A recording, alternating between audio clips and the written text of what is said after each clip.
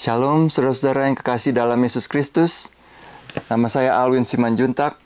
Melalui channel ini saya ingin mengajak kita untuk mempelajari pelajaran Sekolah Sabat, di mana pada minggu ini kita akan belajar dari pelajaran yang ke-11 dengan judul Mempraktekkan Kesetiaan Tertinggi kepada Kristus. Ayat hafalan kita berasal dari buku Efesus 6 ayat yang ke-9 yang berbunyi, "Dan kamu tuan-tuan, perbuatlah demikian juga terhadap mereka, dan jauhkanlah ancaman. Ingatlah bahwa Tuhan mereka dan Tuhan kamu ada di surga, dan Ia tidak memandang muka." Sebelum kita memulai pelajaran kita, mari kita sama-sama berdoa. Tuhan Bapa kami yang bersemayam dalam surga, kami datang kepadamu ya Tuhan, memohon agar kiranya Roh Suci Tuhan boleh hadir ketika kami mempelajari firman Tuhan melalui pelajaran Sekolah Sabat. Biarlah firman Tuhan ini boleh memberikan kami kekuatan dan kami juga boleh diberikan pengertian akan maksud dan rencana Tuhan melalui pelajaran ini. Terima kasih Tuhan. Ampuni dosa kami. Dalam nama Tuhan Yesus kami berdoa. Amin. Nah saudara-saudara, kalau kita perhatikan buku Efesus ini, mulai dari pelajaran yang minggu lalu, kita lihat bagaimana buku Efesus memberikan panduan bagaimana kita harus berperilaku dalam hubungan dengan individu yang lain. Minggu lalu kita melihat hubungan antara suami dan istri. Dan pada minggu ini kita akan melihat hubungan antara anak dan orang tua. Kita akan melihat hubungan antara hamba dan tuan. Mari kita masuk ke dalam pelajaran kita. Yang pertama adalah hubungan antara anak dan orang tua. Sebagai ayat yang mendasari hubungan antara anak dan orang tua ini, kita bisa dapati dari buku Efesus pasal yang ke-6, ayat 1 sampai ayat yang ke-3. "Hai anak-anak, taatilah orang tuamu di dalam Tuhan, karena haruslah demikian. Hormatilah ayahmu dan ibumu. Ini adalah suatu perintah yang penting, seperti yang nyata dari janji ini, supaya kamu berbahagia dan panjang umurmu di bumi." Saudara-saudara, kalau kita lihat dari ayat-ayat yang telah kita baca ini, maka mari kita terlebih dahulu perhatikan apa nasihat yang diberikan terhadap anak-anak. Kalau kita lihat ayat tadi katakan bahwa anak harus mentaati orang tuanya. Anak harus menghormati orang tuanya, oleh karena haruslah demikian. Itu yang dikatakan di dalam Efesus pasal yang ke-6 tadi. Saudara-saudara, orang tua menempati posisi sebagai wakil Tuhan terhadap anak-anak mereka. Mari kita lihat suatu kutipan yang terdapat di dalam Patriarchs and Prophets yang melandasi dasar di mana orang tua itu menempati posisi sebagai wakil Tuhan terhadap anak. Buku Patriarchs and Prophets, halaman 308. "Parents are entitled to a degree of love and respect which is due to no other person. God Himself, who has placed upon them a responsibility for the souls committed to their charge, has ordained that during the earlier years of life, parents shall stand in the place of God to their children." Perhatikan saudara-saudara, bahwa orang tua adalah menempati posisi sebagai Tuhan terhadap anak-anak mereka. "And he who rejects the rightful authority of his parents is rejecting the authority of God." Jadi cukup jelas di sini bagaimana posisi orang tua terhadap anak-anak mereka, khususnya pada waktu-waktu yang the earlier years of the life of the kids, the life of the children.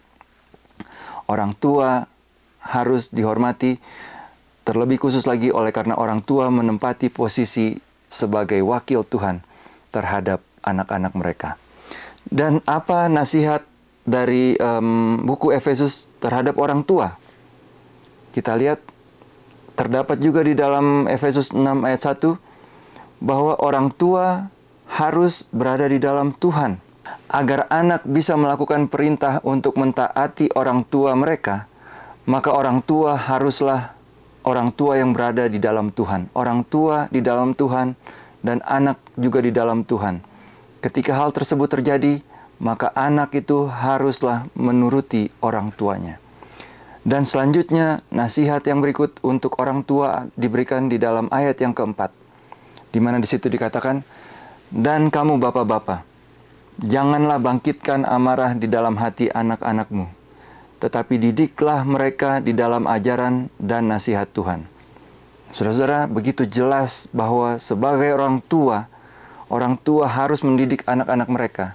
Dan didikan yang mereka berikan kepada anak-anak mereka haruslah didikan yang berlandaskan kepada kebenaran.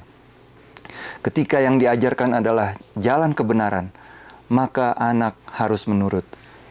Dan saudara-saudara, kalau saudara perhatikan bahwa didikan terkadang bukan hanya dari kata-kata saja, tetapi juga dari perbuatan. Melalui perbuatan orang tua, anak kemudian akan secara tidak sadar mencontoh perbuatan orang tuanya. Ada istilah yang katakan bahwa apples don't fall far from the tree. Berapa banyak yang orang tuanya dokter dan kemudian anaknya juga mempunyai cita-cita mau menjadi dokter. Berapa banyak saudara ketahui dari orang-orang yang saudara kenal bahwa ketika orang tuanya pendeta, maka anaknya juga mempunyai cita-cita untuk mau menjadi pendeta. Atau mungkin orang tuanya adalah perawat dan anaknya juga mau menjadi perawat. Mungkin orang tuanya insinyur atau profesi-profesi yang lain. Dan kemudian anaknya juga mau menjadi seperti apa yang orang tuanya lakukan. Saudara-saudara, the children, they look up to their parents. Dan saudara-saudara, peran orang tua bukan hanya untuk menyediakan makanan saja, bukan hanya untuk menyediakan pakaian, bukan hanya untuk menyekolahkan anak. Dan mungkin orang tua yang berpikir bahwa saya telah mengirim anak saya di sekolah Advent. Tetapi tidak demikian, saudara-saudara. Orang tua mungkin berpikir bahwa anak saya bawa ke gereja, dan di gereja ada guru-guru sekolah Sabat yang akan mengajar anak-anak mereka. Akan tetapi peran orang tua tidak berhenti di situ. Mari kita lihat sebuah kutipan lain dari buku Adventist Home. Buku Adventist Home halaman 188 paragraf yang keempat. Dikatakan di dalam Adventist Home 188, "It is the parents' privilege to help their children obtain that knowledge which they may carry with them into the future life. But for some reason, many parents dislike to give their children religious instruction. They leave them to pick up in Sabbath school the knowledge they should impart concerning their responsibility to God." Saudara perhatikan itu, bahwa banyak orang tua melepaskan tanggung jawab mereka dengan berpikir bahwa kalau anak-anak sudah berada di kelas sekolah Sabat di jemaat, maka itu sudah cukup. Akan tetapi, itu bukanlah melepaskan tanggung jawab mereka. Dikatakan, such parents need to understand that God desires them to educate, discipline, and train their children. Dikatakan bahwa Tuhan menghendaki bahwa orang tualah sebenarnya yang mendidik, mendisiplin anak-anak mereka. Ever keeping before them the fact that they are forming characters for the present and the future life. Itulah yang dikatakan, saudara-saudara. Dan selanjutnya, paragraf berikut berkata, "Do not depend upon the teachers of the Sabbath school to do your work of training your children in the way they should go. The Sabbath school is a great blessing. It may help you in your work, but it can never take your place." Perhatikan, saudara-saudara, bahwa seberapa bagusnya anak-anak datang kepada kelas-kelas sekolah Sabat di gereja, tetapi hal itu tidak menggantikan tanggung jawab orang tua untuk memberikan pengajaran dan didikan kepada anak-anak mereka. God has given to all fathers and mothers the responsibility of bringing their children to Jesus, teaching them how to pray, and believe in the word of God. Itulah yang dikatakan di dalam tulisan Roh Nubuat, bahwa tetap merupakan tanggung jawab dari orang tua untuk mendidik anak-anak mereka. Mereka tidak bisa melepaskan tanggung jawab tersebut kepada baik sekolah Advent sekalipun ataupun guru-guru sekolah Sabat di dalam jemaat. Orang tua tetap harus mendidik anak-anak mereka di dalam ajaran dan nasihat Tuhan. Dan saudara-saudara, bagian dari mendidik anak adalah orang tua harus berperan untuk membentuk karakter anak-anak mereka, agar anak-anak mereka tidak menjadi self-centered, atau anak-anak yang hanya berpikir untuk kepentingan dirinya sendiri. Mari kita lihat kutipan selanjutnya dari buku Child Guidance, halaman 37, paragraf yang keempat. Give children but little notice. Berikan hanya perhatian yang cukup kepada anak-anak. Let them learn to amuse themselves. Do not put them on exhibition before visitors as prodigies of wit or wisdom. Jangan pertontonkan anak-anak saudara kepada orang-orang dengan alasan, oh, lihatlah betapa pintarnya anak saya. But leave them as far as possible to the simplicity of their childhood. Tetapi biarkanlah anak-anak ini bertumbuh di dalam kesederhanaan sebagai anak-anak. Itulah yang dikatakan, saudara-saudara. One great reason why so many children are forward, bold, and impertinent is they are noticed and praised too much. Salah satu alasan kenapa anak-anak seringkali bersikap kurang sopan adalah oleh karena mereka terlalu sering dipuji-puji. Mereka terlalu sering diangkat-angkat seolah-olah mereka adalah begitu pintar, begitu luar biasa. And their smart, sharp sayings repeated in their hearing. Sering orang tua katakan kepada anak-anak mereka, kamu pintar. Mungkin orang tua bermaksud untuk menaikkan atau untuk memberikan rasa percaya diri kepada anak-anak mereka. Tetapi tulisan Roh Nubuat memperingatkan bahwa jangan berikan pujian yang berlebihan kepada anak-anak. Endeavor not to censure unduly, nor to overwhelm with praise and flattery. Usahakanlah untuk tidak mengkritik secara berlebihan. Kritik yang berlebihan juga tidak baik, saudara-saudara. Yang cukup-cukup saja. Nor to overwhelm with praise and flattery. Jangan juga membanjiri anak-anak dengan pujian yang berlebih-lebih. Saya rasa bahkan orang dewasa sekalipun, saudara-saudara, bisa jatuh kalau dipuji berlebihan. Satan will all too soon sow evil seed in their young hearts, and you should not aid him in his work. Itulah nasihat dari tulisan Roh Nubuat, saudara-saudara. Saya rasa tulisan dari Alkitab juga mendukung tulisan Roh Nubuat ini. Oleh karena kalau kita pintar, kalau anak kita pintar, kalau anak kita berprestasi, sesungguhnya itu adalah bukan dari diri kita sendiri. Kepintaran itu adalah sebetulnya pemberian daripada Tuhan. Mari kita lihat ayat di dalam buku Yakobus 1 ayat 17. Dikatakan di situ, setiap pemberian yang baik dan setiap anugerah yang sempurna datangnya dari atas, diturunkan dari Bapa segala terang. Padanya tidak ada perubahan atau bayangan karena pertukaran. Saudara-saudara, kita harus senantiasa mengingat bahwa segala sesuatu yang kita miliki, baik itu kepintaran, hikmat, dan kebijaksanaan, itu bukanlah milik kita sendiri, akan tetapi Tuhanlah yang memberikan itu. Sehingga jangan kita terlalu berlebihan ketika memberikan puji-pujian, saudara-saudara. Baik kepada anak dan juga mungkin kepada orang-orang dewasa.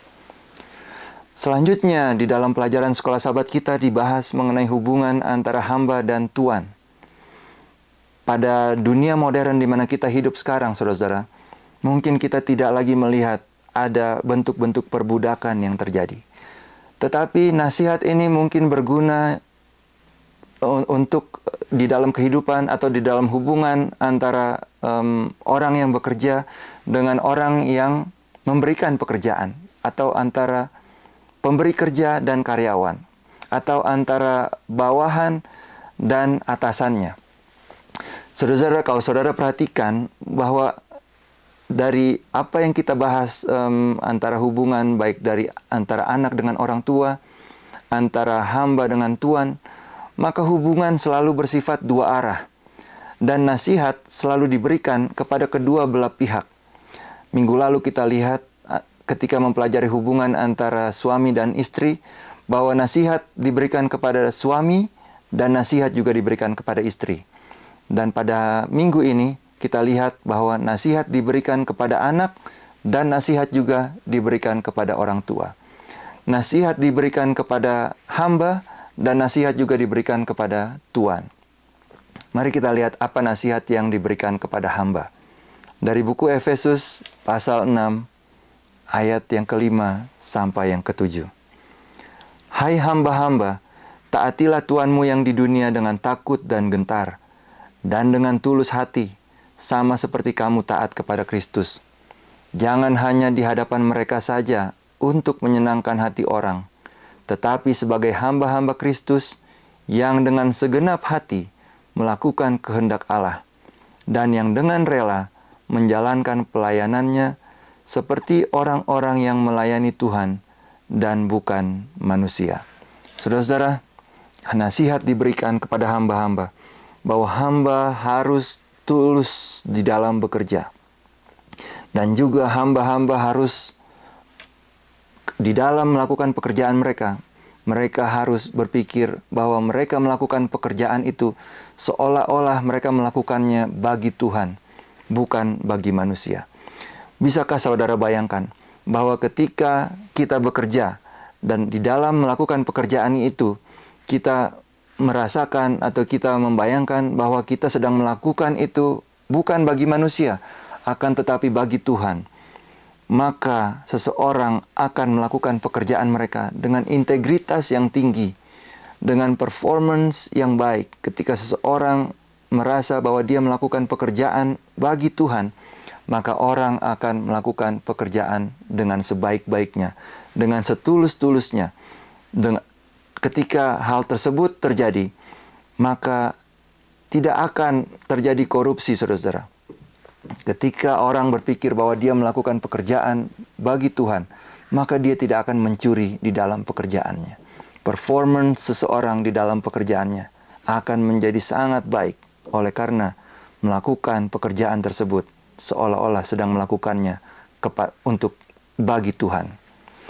Dan saudara-saudara, nasihat bagi hamba diberikan, nasihat juga diberikan kepada Tuhan, atau kepada atasan, atau kepada pemberi kerja. Mari kita lihat di dalam ayat selanjutnya, yaitu ayat yang ke-9, buku Efesus pasal 6. Dan kamu tuan-tuan, perbuatlah demikian juga terhadap mereka, dan jauhkanlah ancaman.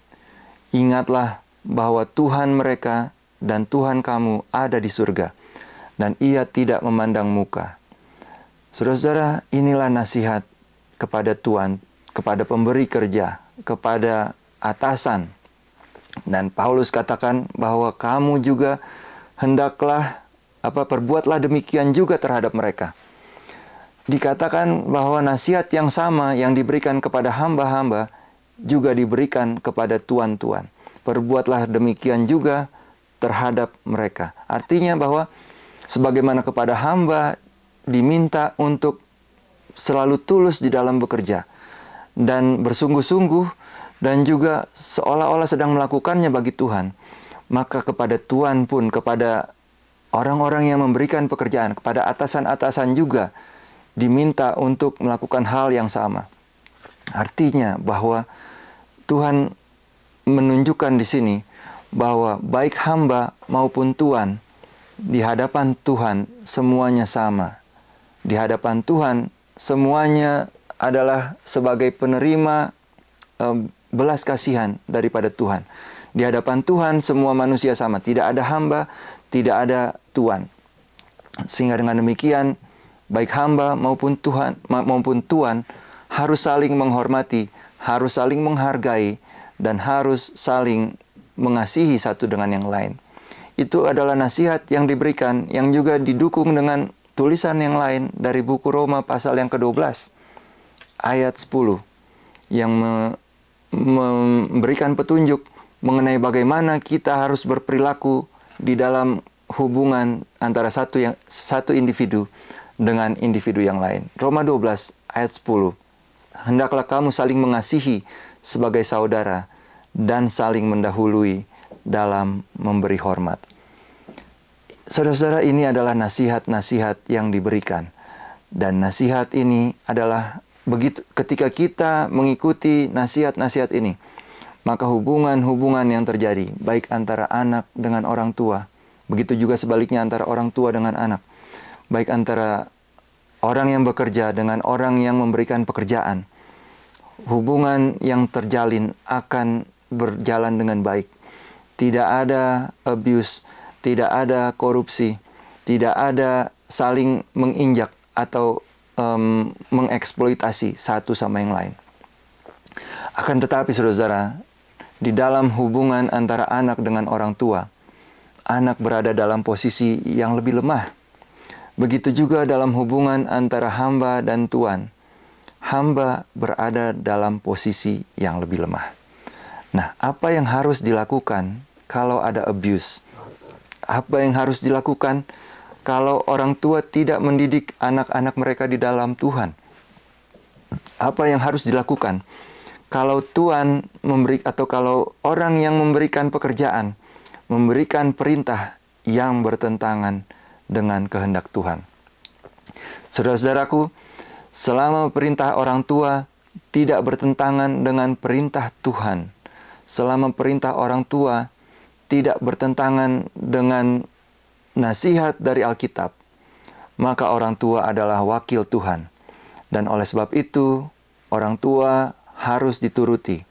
Anak harus setia kepada orang tua mereka, oleh karena pada waktu ketika orang tua mengajarkan hal-hal yang tidak bertentangan dengan Alkitab, maka orang tua adalah wakil Tuhan yang anak-anak harus setia dan harus turut kepada orang tua. Demikian juga dengan hubungan antara bawahan dengan atasan. Selama perintah dari atasan tidak bertentangan dengan perintah Tuhan, maka atasan adalah wakil Tuhan. Karyawan atau orang yang bekerja harus setia dan turut kepada perintah daripada atasan. Akan tetapi, ketika perintah orang tua bertentangan dengan perintah Tuhan, pada saat itu orang tua bukan lagi wakil Tuhan. Kesetiaan kita adalah kepada Tuhan. Ketika perintah orang tua tidak lagi bersesuaian dengan perintah Tuhan, maka orang tua tidak bisa dituruti. Kita harus lebih setia kepada Tuhan. Demikian juga ketika perintah atasan bertentangan dengan perintah Tuhan, maka atasan bukan lagi wakil Tuhan. Kesetiaan kita adalah kepada Tuhan, sehingga atasan tidak bisa lagi kita turuti. Saudara-saudara, Kisah Rasul pasal 5 ayat 29 katakan sebagai berikut. Tetapi Petrus dan rasul-rasul itu menjawab, katanya, kita harus lebih taat kepada Allah daripada kepada manusia. Selanjutnya juga dikatakan di dalam buku Matius pasal 10 ayat yang ke-37, barang siapa mengasihi bapa atau ibunya lebih daripadaku, ia tidak layak bagiku. Dan barang siapa mengasihi anaknya laki-laki atau perempuan lebih daripadaku, ia tidak layak bagiku. Saudara-saudara, di dalam Alkitab kita bisa melihat contoh-contoh bagaimana ketika perintah antara atasan atau perintah daripada orang yang lebih tinggi otoritasnya bertentangan dengan perintah Tuhan, maka manusia harus lebih taat kepada Tuhan daripada kepada manusia yang lain. Contohnya adalah pengalaman dari Sadrak, Mesak, dan Abednego. Selama perintah daripada raja tidak bertentangan dengan perintah Tuhan, Sadrak, Mesak, dan Abednego adalah warga negara yang baik. Mereka setia kepada raja pada waktu itu. Kan tetapi ketika raja memerintahkan untuk tunduk menyembah kepada patung yang raja dirikan, maka Sadrak, Mesak, dan Abednego harus mengambil keputusan bahwa mereka akan lebih taat kepada Tuhan daripada kepada raja. Bahkan kalaupun itu harus dengan risiko untuk kehilangan nyawa mereka sekalipun.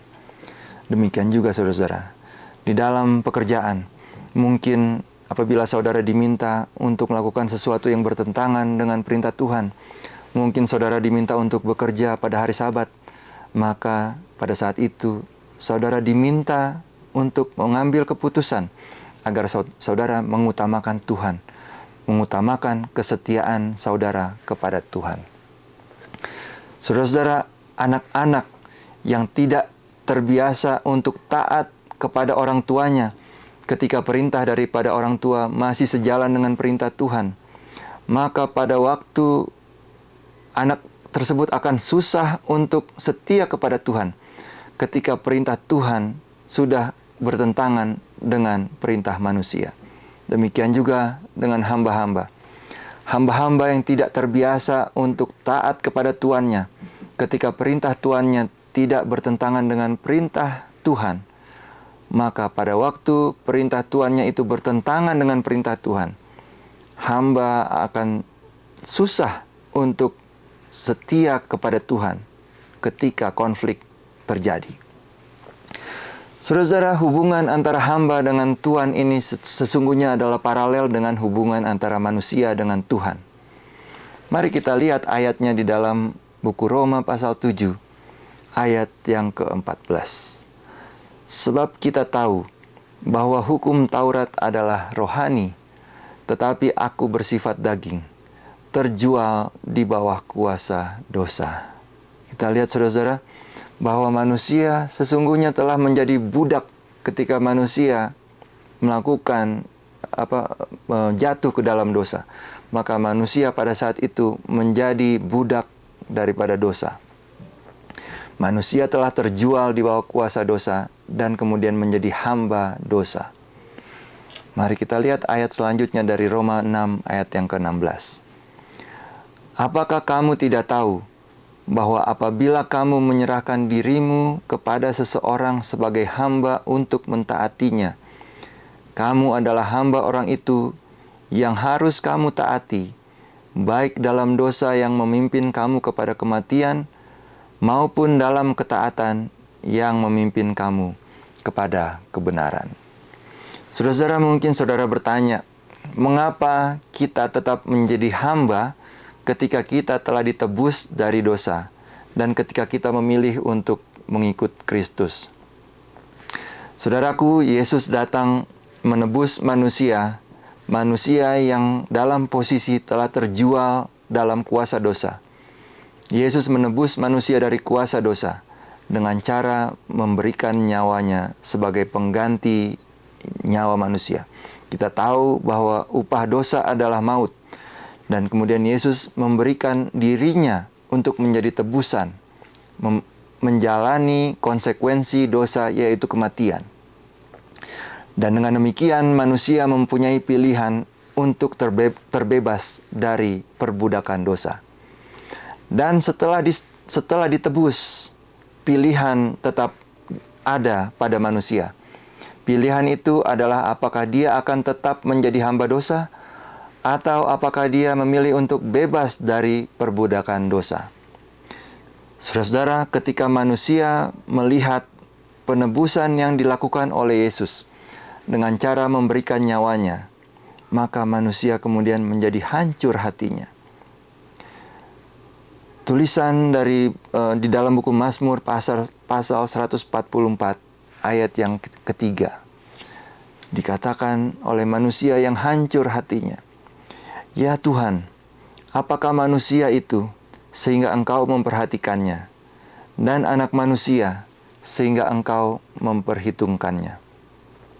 Saudara-saudara, manusia yang telah bebas dari perbudakan dosa oleh karena Yesus telah memberikan nyawanya.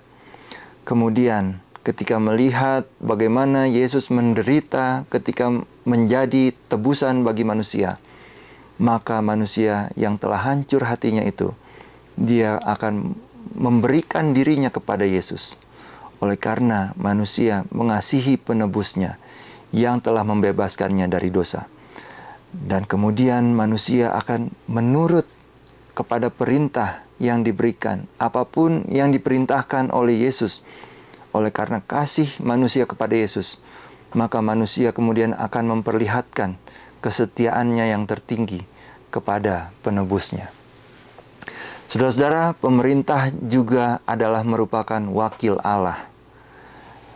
Mari kita lihat tulisan atau apa yang ditulis di dalam buku Matius pasal yang ke-22 ayat 20 dan 21. Maka ia bertanya kepada mereka, "Gambar dan tulisan siapakah ini?" Jawab mereka, "Gambar dan tulisan Kaisar." Lalu kata Yesus kepada mereka, "Berikanlah kepada Kaisar apa yang wajib kamu berikan kepada Kaisar, dan kepada Allah apa yang wajib kamu berikan kepada Allah." Saudara-saudara, itu adalah suatu petunjuk di mana manusia itu harus setia kepada pemerintahan, kepada pemerintah di mana kita berada. Oleh karena pemerintah merupakan wakil dari Allah. Dan sebelum Tuhan Yesus datang yang kedua kali, ujian akan datang kepada semua orang. Ujian ini adalah ujian kesetiaan untuk melihat di manakah kesetiaan kita yang tertinggi berada. Akan tiba waktunya di mana pemerintah dengan Tuhan tidak sejalan lagi, saudara-saudara. Pemerintah akan katakan bahwa hari peribadatan adalah hari Minggu. Barang siapa tidak ikut kepada hari peribadatan yang telah ditentukan akan dibunuh. Tetapi Tuhan katakan bahwa hari peribadatan adalah hari Sabat. Mari kita lihat Wahyu 13 ayat 15. Dan kepadanya diberikan kuasa untuk memberikan nyawa kepada patung binatang itu, sehingga patung binatang itu berbicara juga dan bertindak begitu rupa, sehingga semua orang yang tidak menyembah patung binatang itu dibunuh. Saudara-saudara, inilah yang akan dialami oleh manusia. Semua orang akan menerima ujian kesetiaan.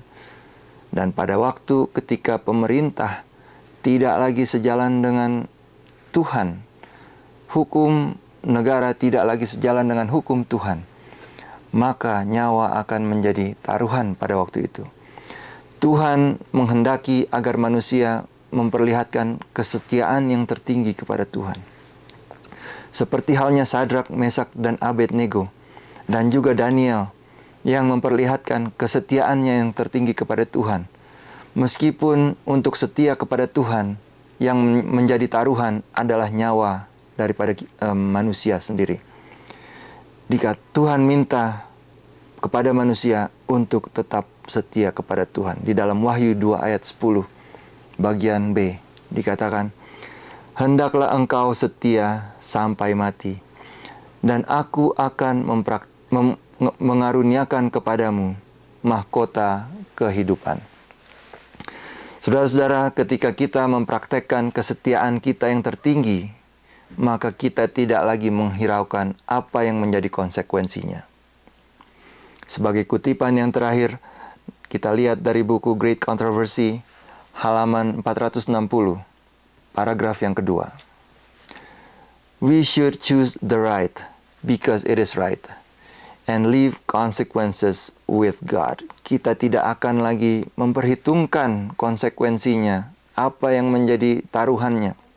Oleh karena kita akan lebih mengasihi Tuhan, kita akan lebih taat kepada Tuhan daripada kepada manusia. Apapun yang terjadi, kesetiaan kita kepada Tuhan adalah yang terutama.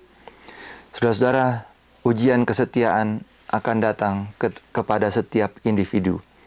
Setiap orang akan menentukan kepada siapa kesetiaannya berada.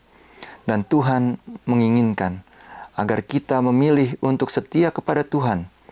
Dan ada upah kesetiaan yang Tuhan janjikan, yaitu hidup yang kekal bagi mereka yang setia.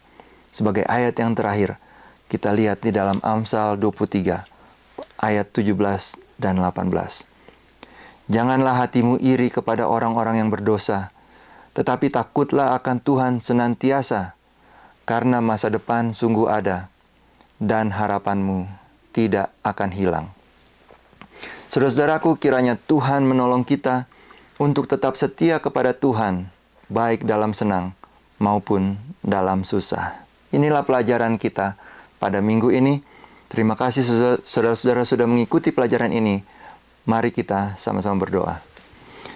Tuhan Bapa kami yang dalam surga, terima kasih ya Tuhan atas pelajaran yang indah, di mana Tuhan menunjukkan kepada kami bagaimana bagaimana perilaku yang harus kami lakukan di dalam hubungan-hubungan yang ada di dalam kehidupan kami.